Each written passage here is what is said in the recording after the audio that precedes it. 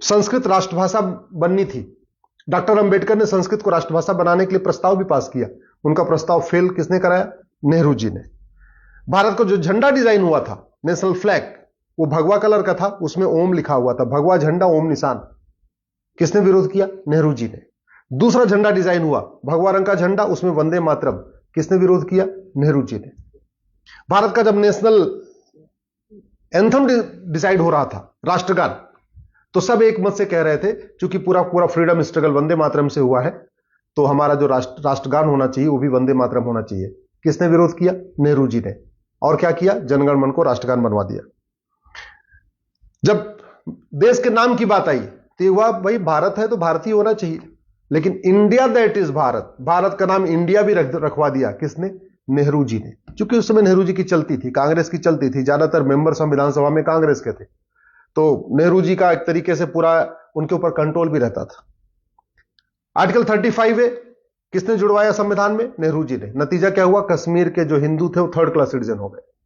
Article 370 संविधान में किसने जुड़वाया? नेहरू जी ने। नतीजा क्या हुआ? अलगाववाद बढ़ा, आतंकवाद बढ़ा, कश्मीरियों का नरसंहार हुआ, बहन बेटियों का बलात्कार हुआ, हजारों सैनिक मारे गए, हजारों हमारी बहन बेटियां विधवा हो गई, पलायन हुआ। किसके कारण? आर्टिकल 370 के कारण। संविधान का आर्टिकल 13 कहता है सारी कुरीतियां खत्म करना है, सारी कुप्रथाएं खत्म करना है। कभी नेहरू जी ने उस पर संसद में चर्चा ही नहीं किया, इसलिए जितनी विदेशी कुरीतियां मुगलों के समय से चल रही थी वो यथावत चलती रही। आर्टिकल 25 में एक प्रोपोगेट वर्ड किसने जुड़वाया था? नेहरू जी ने। नतीजा क्या हुआ? पूरे देश में धर्मांतरण हुआ, और आज की डेट में 9 राज्यों में, 200 जिलों में, 900 तहसीलों की डेमोग्राफी बदल चुकी है। आर्टिकल 30 माइनॉरिटी का कॉन्सेप्ट किसके कहने पाया? नेहरू जी के कारण। अल्पसंख्यक बहुसंख्यक का जो खेल चल रहा है, जो तुष्टिकरण चरम पे है, वो संविधान में एक आर्टिकल 29-13 जो माइनॉरिटी शब्द आया उसके कारण है। और इसके मूल प्रणेता, इसके डिजाइनर कौन है? नेहरू जी। कभी नेहरू जी ने जो गुलामी के नाम चल रहे हैं भारत में, उसको हटाने का प्रयास नहीं किया। एक भी गुलामी का नाम नेहरू परिवार ने नहीं हटाया। एक भी गुलामी का निशान, काशी, मथुरा, भद्रकाली, भोजशाला, अटाला, अयोध्या, जितने भी है, एक भी जो गुलामी के निशान है उसको रिस्टोर करने की प्रयास नहीं किया। एक भी गुलामी की कुरीतियों को खत्म करने के लिए नेहरू जी ने कोई प्रयास नहीं किया। एक भी गुलामी की कुप्रथाओं को खत्म करने के लिए नेहरू परिवार ने कोई प्रयास नहीं किया।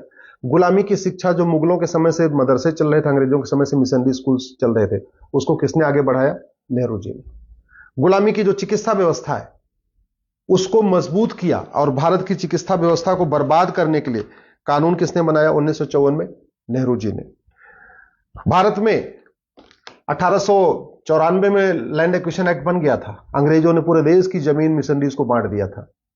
मुस्लिम्स को जमीन नहीं मिली थी, हालांकि उसके पहले मुगलों समय में सारी जमीनें मुस्लिम्स को मिल चुकी थी, लेकिन फिर 1954 में वक्फ एक्ट बना के नेहरू जी ने वक्फ बोर्ड गठित कर दिया। भारत में गुलामी की पुलिस व्यवस्था बदलने के लिए कभी भी नेहरू परिवार ने प्रयास नहीं किया। गुलामी की कर व्यवस्था बदलने के लिए नेहरू परिवार ने कभी प्रयास नहीं किया।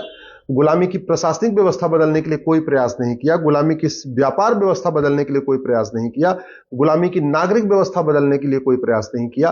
अंग्रेजों का जो कानून चल रहा था उसमें एक भी कानून खत्म करने के लिए कोई प्रयास नहीं किया।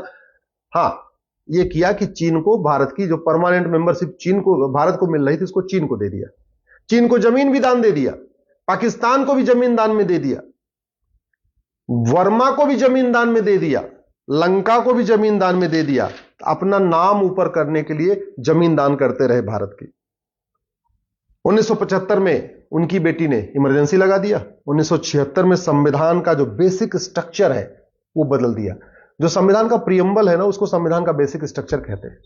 लेकिन 1976 में इमरजेंसी के दौरान जब लोकसभा का टेन्योर पूरा हो गया था, तो संविधान का बेसिक स्ट्रक्चर, जिसको प्रियम्बल कहते हैं, उसमें बदलाव कर दिया, उसमें 2-3 नए शब्द जोड़ दिए। 1984 में अलीगढ़ को माइनॉरिटी यूनिवर्सिटी का दर्जा दे दिया। यह पहली बार हुआ था कि भारत में किसी यूनिवर्सिटी को माइनॉरिटी डिक्लेयर किया गया था, और यह काम इंदिरा जी ने किया था। 1985 में राजीव गांधी ने सिटीजनशिप एक्ट में एक सेक्शन 6A जोड़ दिया। सिटीजनशिप एक्ट में सेक्शन 6A जोड़ा, और जोड़ के असम में लगभग 60 लाख बांग्लादेशियों को भारत की नागरिकता दे दी। याद रखिएगा, 1985 में, जब 1984 में जो चुनाव हुआ, उस समय राजीव गांधी जी को 404 सीट मिली थी, और अगले ही साल 1985 में सिटीजनशिप एक्ट में सेक्शन 6 से जोड़ दिया और असम में लगभग 60 लाख बांग्लादेशियों को नागरिकता प्रदान कर दिया। साबानो का फैसला आया, उसके अगले ही साल 1986 में अपने 404 सीट का उपयोग किया और सुप्रीम कोर्ट का फैसला पलट दिया। 1991 में कांग्रेस ने एक प्लेस ऑफ वर्शिप एक्ट बना दिया और हिंदू, जैन, बौद्ध, सिख के लिए कोर्ट जाने का रास्ता बंद कर दिया कि अब हम कोर्ट जाके अपने हमारे जो मठ मंदिर तोड़े गए थे, जो मुगलों के द्वारा तोड़े गए थे, उनको रिस्टोर न कर सके, उसके लिए 1991 में प्लेस ऑफ वर्शिप एक्ट बना दिया। हिंदुओं को आपस में बांटने के लिए, हिंदुओं को, हिंदू, जैन, बौद्ध, सिख को आपस में बांटने के लिए और मुस्लिम और क्रिश्चियंस को विशेष फायदा पहुंचाने के लिए 1992 में माइनॉरिटी कमीशन एक्ट बना दिया। 1995 में जो वक्फ एक्ट नेहरू जी ने बनाया था 1954 में, उसको वापस लिया और बहुत ही खतरनाक 1995 में वक्फ एक्ट बना दिया। उसके बाद फिर 2004 में national commission minority education institution act बनाया और उसके बाद अलीगढ़ पहली बात 1984 में अलीगढ़ यूनिवर्सिटी को माइनॉरिटी का दर्जा दिया।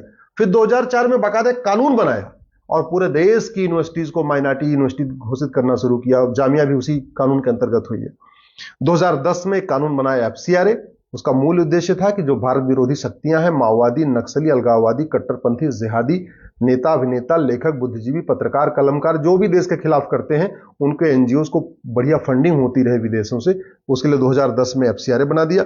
2012 में राइट टू एजुकेशन एक्ट को बदला, मदरसों को राइट टू एजुकेशन एक्ट के दायरे से बाहर निकाल दिया। इसका मतलब ये हुआ कि जो शिक्षा अधिकारी हैं, एजुकेशन ऑफिसर्स होते हैं, वो जाके ये ना देख पाए कि मदरसों में क्या पढ़ाया जाता है, मदरसों में कौन पढ़ा रहा है, मदरसों का सिलेबस क्या है, मदरसों का करिकुलम क्या है। इसके लिए 2012 में बाकायदा मनमोहन सिंह जी की सरकार ने, या सोनिया गांधी जी उसको सरकार कह लीजिए, उन्होंने राइट टू एजुकेशन एक्ट को ही बदल दिया।